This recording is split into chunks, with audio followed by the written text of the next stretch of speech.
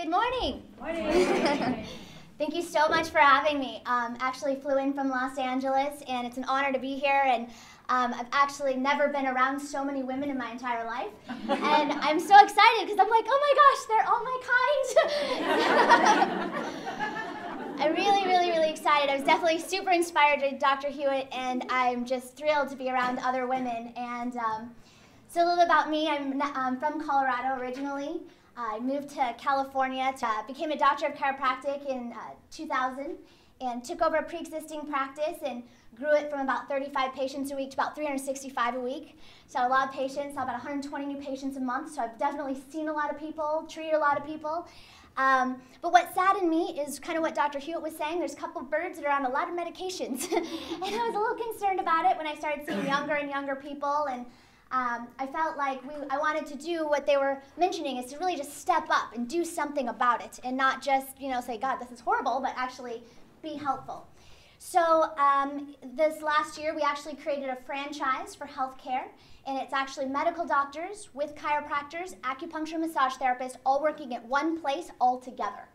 So my goal and purpose is that we're going to actually revolutionize healthcare and how it's delivered. I want to make it so that just as common as McDonald's and Starbucks, that there will be just as common a healing center that'll actually, you can take your family and yourself to heal.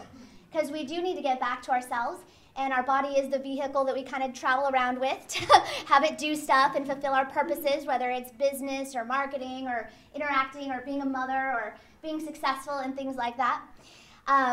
So one quick thing, I was talking to my friend yesterday about this convention, and she said, do you know where Superwoman is from? Does anybody know? I didn't either. It's called Paradise Island, and only women are allowed there. It's like, wow. She's like, I don't know how they get there. I'm like, maybe those women just come from nothing. They're just amazing like that. So I know that women, we have a lot of power. I was super inspired this year in Congress. There was the largest number of women that have ever been in Congress. And I was like, that's right, we'll make it happen. So what we do in our health centers is we actually help people from head to toe and toe to head. And what I thought I would do today is just give you some tidbits of things that I wish as a patient I would have been told by doctors. And I know that things that my patients say, oh my gosh, I'm so glad you told me that. Why didn't anyone tell me? So would you guys be interested in some things like that? Yeah. Okay, good. So I'm going to start from the toes up. So starting at the toe, the main thing that I see is a lot of people, when they walk, they kind of walk with their feet going out one direction, or they walk with their feet kind of going inwards like this, and they're not aware of it. What that does is it actually wears out the knee joints and the hip joints, and then they wonder why women are getting joint replacements. You notice most people only get one hip replacement. It's like, well, why is that? Obviously, something's like wearing incorrectly. It's like a tire. If your tires are misaligned, you got to replace it or align it, right? Okay, good. So the same thing happens with joints. So if we actually have the joints fully wearing correctly, then you won't wear them out quickly. So the first thing I would suggest to do is when you're looking and walking, just to make sure your toes are facing straight. And you can also check this out with guys, because a lot of times they'll be kind of like walking with their leg out one side or something, or if they have like a lot of stuff, or if we have heavy bags, we'll like lean to one side. So that's my advice to check with that. The second thing is when you are walking and running. A couple of things I've noticed when people run is sometimes they'll run on their toes, which then causes shin splints. So what can happen is, like, we want to become active, New Year's resolution, lose weight, be healthy, all these kind of things. So they go out running. But if you have the wrong form while you're running, you're going to have discomfort. Then you're not going to want to do it because it's not so fun. So what you want to do with that is make sure you're going from heel to toe, heel to toe. And that will actually make it so that you're running correctly. And just as Dr. Hewitt said, it's good to do these in activities, like in a group. So if you try to go run by yourself, after like 2 minutes, you're like, man, I'm getting tired. I don't know if I want to do this. Oh, I got a phone call I got to return. It's easy to get demotivated. If you have a friend, you can chat it up, and you get completely distracted. And then it's like, oh, 20 minutes have gone by. I didn't even realize it. So I definitely encourage you guys to like buddy up with people, because it'll encourage you to push yourself further than you would otherwise. I one time went to go run a race, and I'd never ever run past a mile when I was younger, and I was like, there's no way I can do it ever. And then I went with my friends, and there was so much energy and so many people that I was like, oh, are we done? I thought that was like a block. So realize that mentality is true. Going together, we can fly further, we can do things further. So make sure when you're running, it's going heel, toe, not on the toes. Now the next thing is, you might see the girly girls with their little ponytail and they'll like bob their head when they're running. The problem with this is a lot of impact on the neck. Might get some good looks, but that's the situation. So you want to make sure that you're like, standing erect and things like that. Now, people actually ask me a lot, what exercise should you do? Well, anything that you'll actually do is what you should do. Because you could do, a stationary bike, you could do this, you could do that, you could buy expensive equipment, but if you don't use it, it's pretty useless. So find something you enjoy. Find a buddy to do something with. And maybe even at this conference, you can find someone and say, hey, I want to start going for a walk every day for 20 minutes. You want to come with me? And we could hang out and, talk about our days and our plans for the day and things like that. So when you do that, just do something, because something is better than nothing. And even if it seems like super short, like, oh my God, this is like 5 minutes, I'm sure this is not even worth my time, I'm probably not going to lose anything from this. 5 minutes is burning calories. So I would definitely just do it. I mean, take a win on it. Like, acknowledge what you are doing instead of like being hard on yourself saying, I don't have time, I didn't do it, that kind of thing. All right, the next thing, getting up from your desk. I know for myself, I'm super productive, and it's easy to just get in a project and just be flat out and just not get up, or not drink water, or skip a meal. It's very important that our body, because it needs water and lubrication, that it has those things. So you want to make sure that you're able to get up from the chair, walk around. I've even had patients put little timers where it'll go off to remind them oh, I need to get up and stretch and drink some water and things like that. Now people often ask, what is the proper way to stand or sit? So what you want to do is actually look at the ear should be in line with the center of your shoulder. So if your head is like this, too far forward. If it's back like this, it's actually aligned. For every inch that your head goes forward, it's an extra 10 pounds of pressure for these muscles. So I know a lot of women will say, oh, my shoulders hurt, or they're tight, or, we have breasts, so that pulls us forward too. So the more you can pull your shoulders back, and open up, the better you're going to actually get circulation in that area.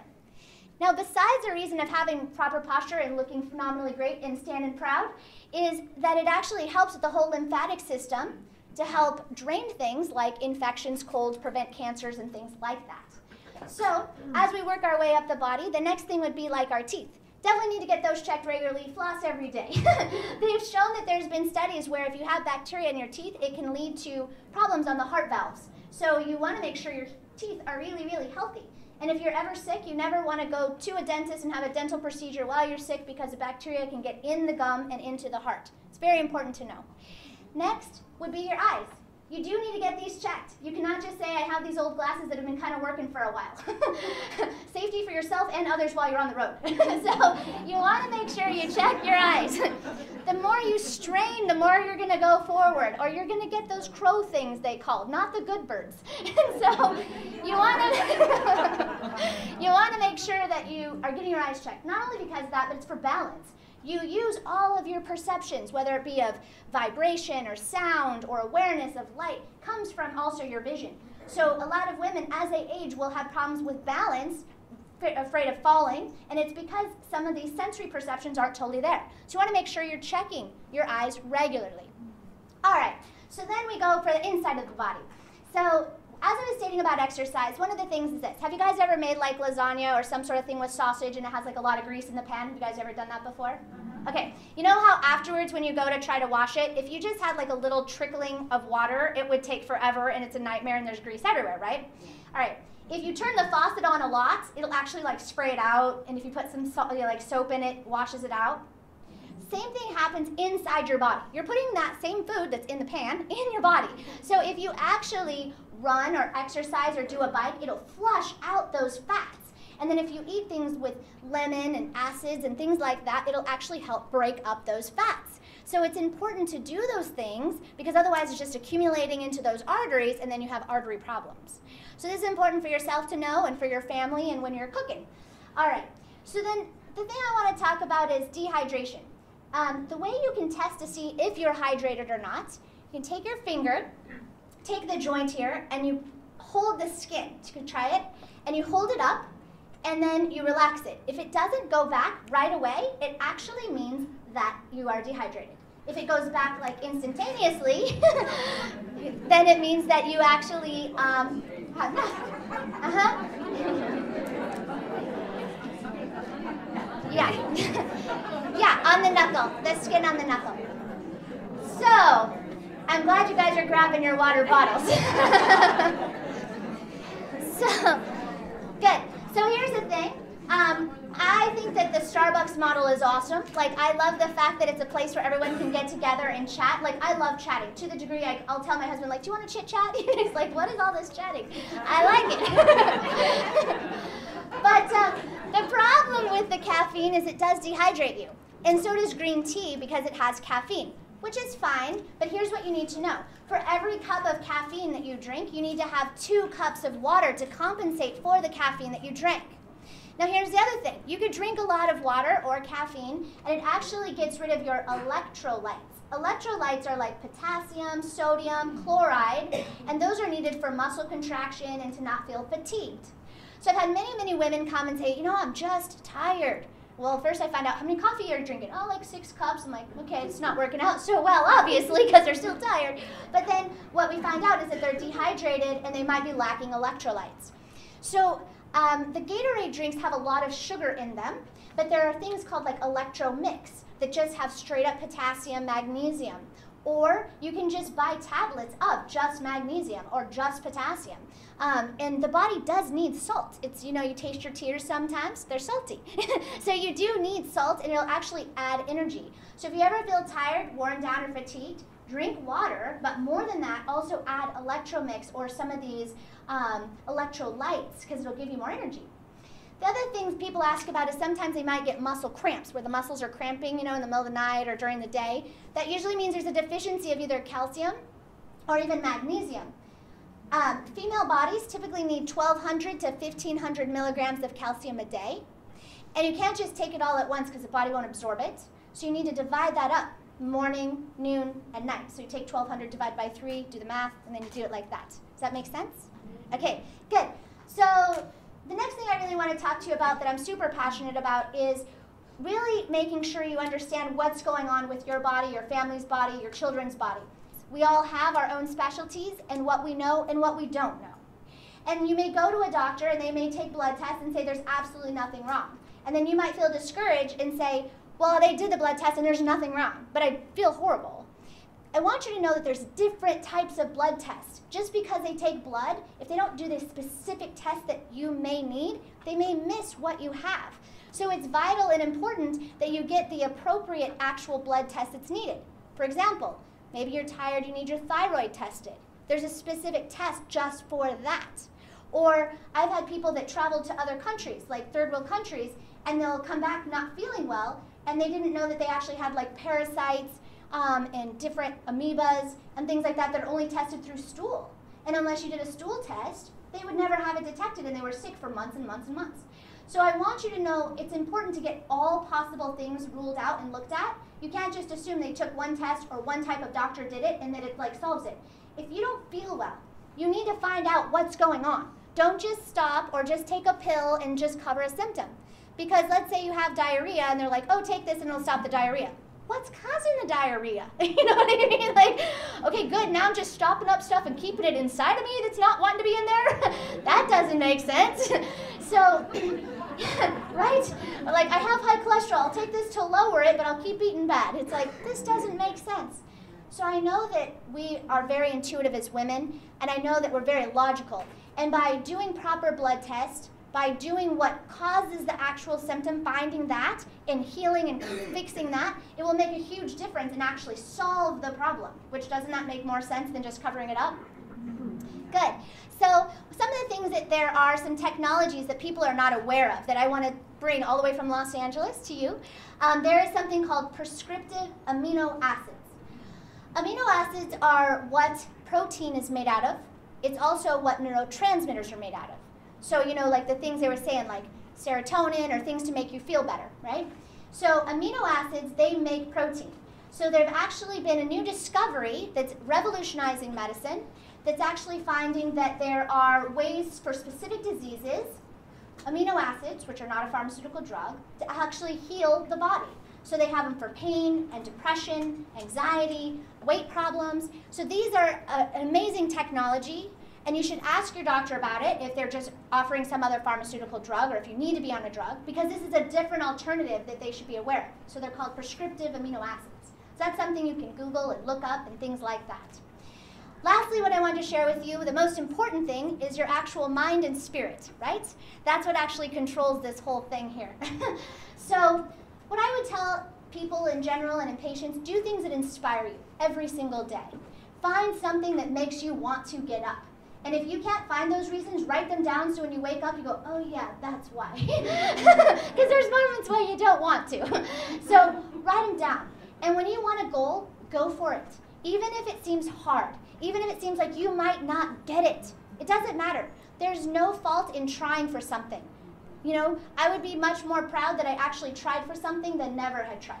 So don't give up on yourself, persist all the time, and connect yourself up with amazing people.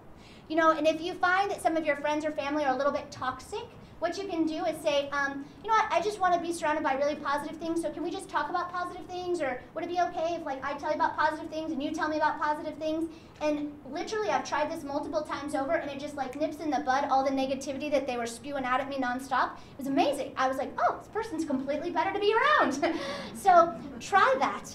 Lastly, it's very important that you give time for yourself. I know as women, we're working, we're professionals, we have children, we have jobs.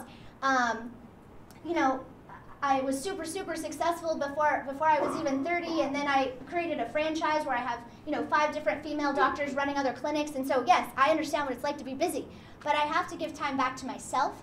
So whether that's getting sufficient rest, like 8 hours of sleep, making sure during that time you're shutting your mind down. Just lying in the bed does not count as sleep. If your mind is like, what am I going to do tomorrow? What am I going to buy? What am I going to do? That does not count as rest.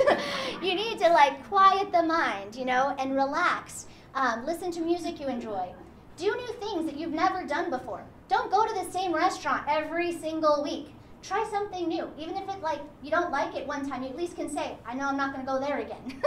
So try new things. Go new places. You know, volunteer. I can tell you, I've traveled the world and I've volunteered in different countries and third world countries, and I found that by doing that, it gave me complete perspective on our existence. You know, it gave me perspective of like, you know, these people don't have running water.